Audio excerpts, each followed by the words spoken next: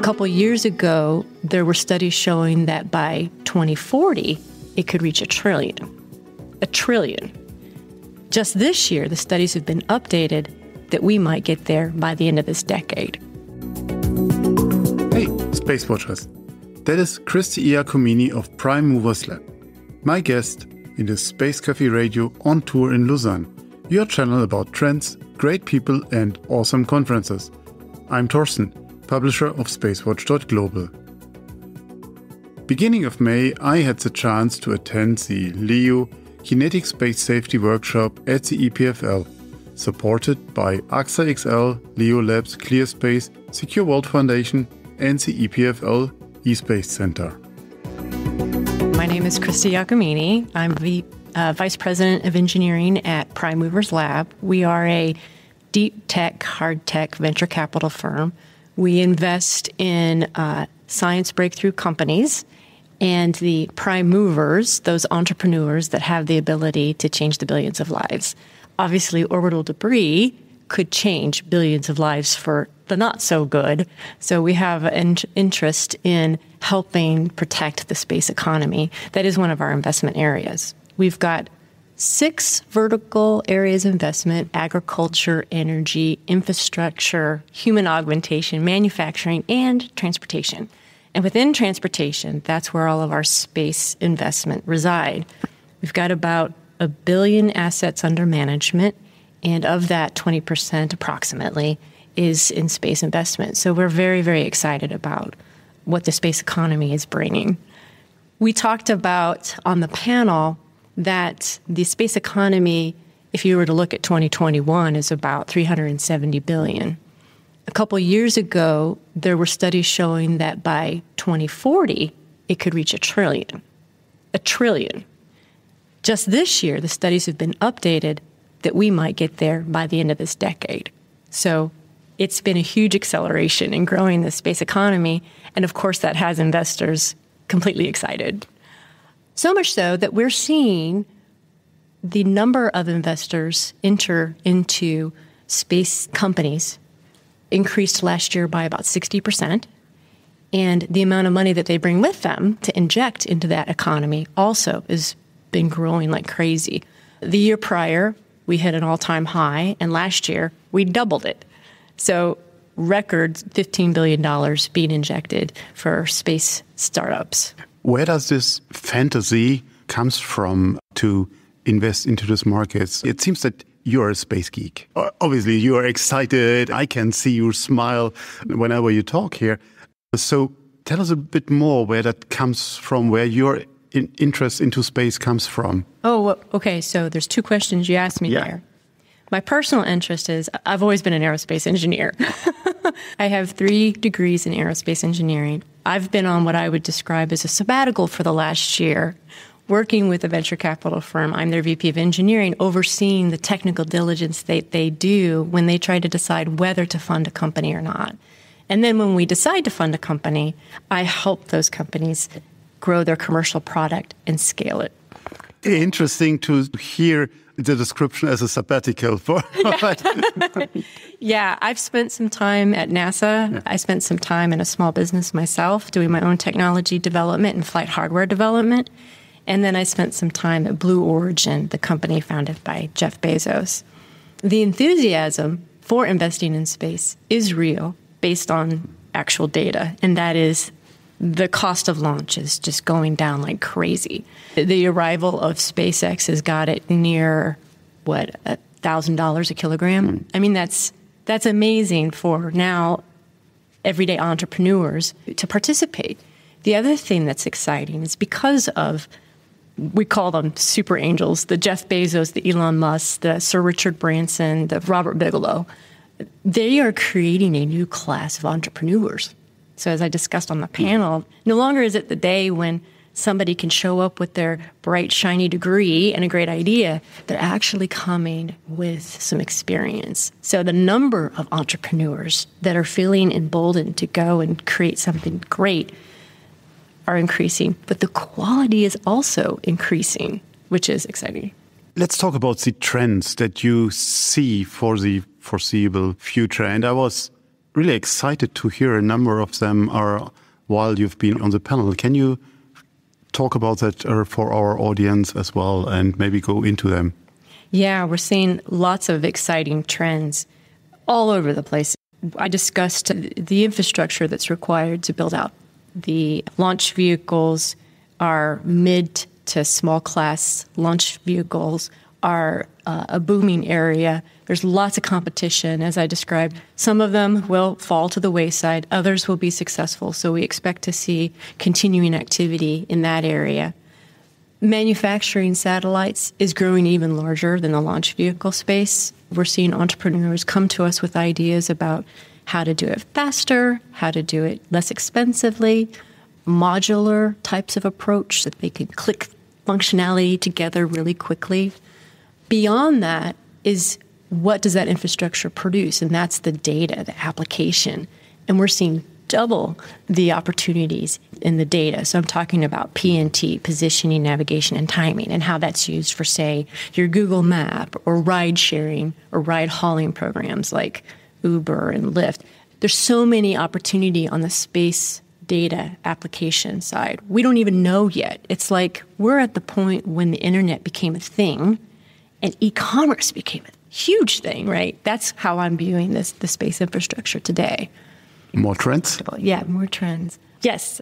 On-orbit servicing is something that we're excited about, particularly because I am very passionate about protecting the space economy. We started looking at real closely how to protect it. And orbit servicing is one way to do that by extending the life of a satellite, by deorbiting it if it doesn't have the capability to get out of the way, to remove even little debris so that what's on orbit can't be threatened. Yes. The other thing that I'm excited about is commercial destinations.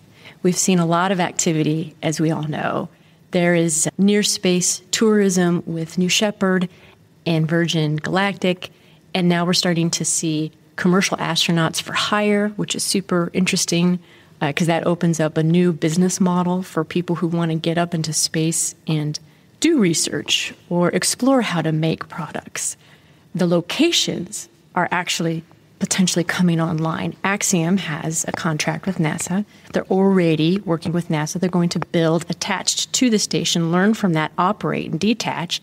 NASA just put in almost $500 million to subsidize 3 more companies to increase that competition and bring down the prices.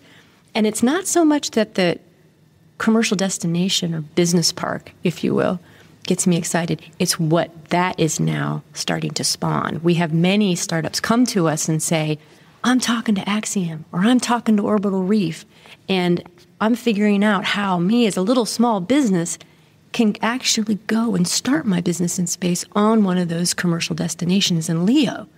And then what's even more exciting is that startup is talking to another startup, and they're starting to figure out partnerships between each other, and they can lower their overall cost.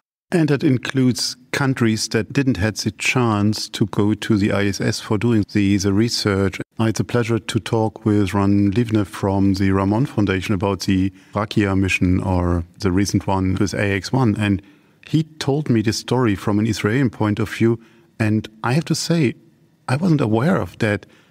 But that includes the pride, the outreach, the education, the inspiration of another generation that was excluded. We are privileged in Europe, you're privileged in the US for having that access, but so many other countries, a majority of countries, doesn't have it. Now we are here at a space debris workshop. Can that be a potential showstopper for all what you mentioned before? Well, it certainly can. That's why it's imperative that we address orbital debris. And that's why at Prime Movers Lab, we've made it a research focus for us. Is there an opportunity for us to deploy our capital and help a small business grow and help attack how to clean this mess up? It's not something yet that I think is easily investable, if you will. Mm-hmm.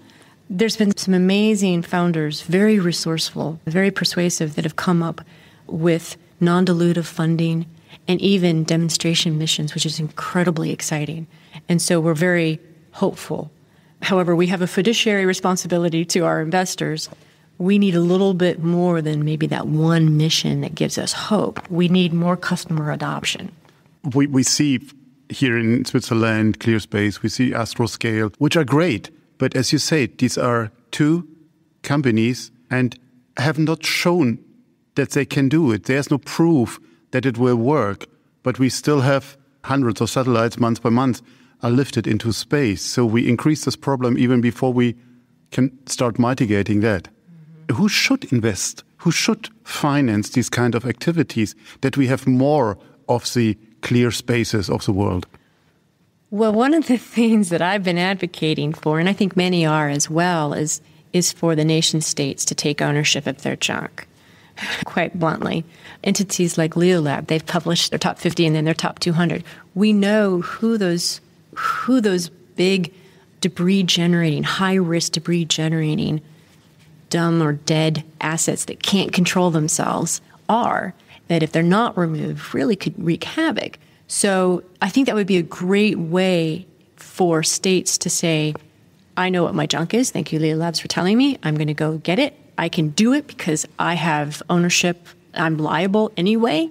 I don't step on anybody's toes. And I give these companies more opportunities to set up their services, demonstrate that they can be successful, and give them multiple missions so they could start to build just a little bit more revenue. And then, parallel to that, having commercial-friendly regulations like we've been talking about on the panel that incentivizes companies then to buy into those services, be it through some sort of subscription service or a fine if you don't clean up your mess so that governments can go in and eventually continue to take care of problems.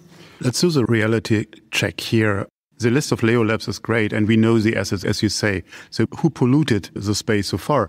Sure, Russia, US, Europe have also its stake, or ESA has its stake in it, with one or two, or China. So we have a geopolitical situation at the moment which is tense, to say it at least. Yeah, we are worse than in the Cold War.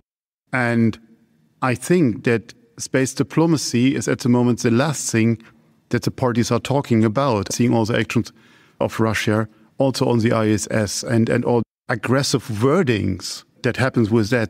How realistic is to get these parties on board and make them not just reliable, because those they are on paper, but in reality? I think there's 2 points to make here. One is we all can take ownership. Doesn't matter what the political climate is. That's an easy first step to do without causing any more tense relations. East has been a wonderful example of that. United Kingdom is also stepping up. Japan is stepping up. The United States needs to do better stepping up. China, we saw them move one of their geo satellites into a graveyard. So even they are stepping up. So that's the first thing. We can't wait for international collaboration to be accountable for our own. So the second point would be that while we take ownership of our own, we should continue to endeavor to come up with regulations that are relatively consistent. One of my fears is that, and I think this is part of the issue, we regulate too fast, too rigorously. We push business away from one nation to another, and it could end up in a nation that isn't as responsible as they should be. Thank you very much for this talk, and hope to hear from you much more in the future. It was wonderful talking to you. Thank you for the opportunity. Thanks for listening to Space Café Radio on tour in Lausanne at the LEO Kinetic Space Safety Workshop at EPFL in cooperation with AXA XL, LEO Labs, ClearSpace, Secure World Foundation and the EPFL eSpace Center. If you want to stay on the pulse of space, visit our website, our mothership, at SpaceWatch.Global and subscribe to our newsletters. But of course, don't forget to become a Space Watcher.